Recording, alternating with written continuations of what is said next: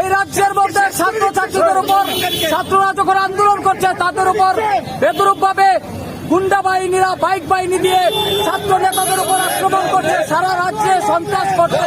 তার এই প্রতিবাদে মানিক শাহকে সেম রাজ্যের শিক্ষা ব্যবস্থার বেহাল অবস্থা আছে।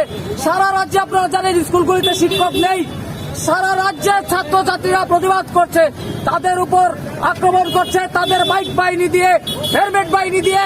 এইভাবে কতদিন চলবে রাজ্যের মানিক শাহ যিনি মুখ্যমন্ত্রী আছেন?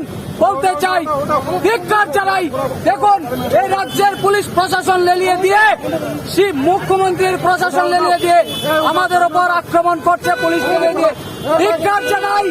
সেম বেশিদিন চলবে না, এভাবে বেশিদিন চলবে না। মানুষ তার যোগ্য জবাব দেবে, ছাত্ররা তার যোগ্য।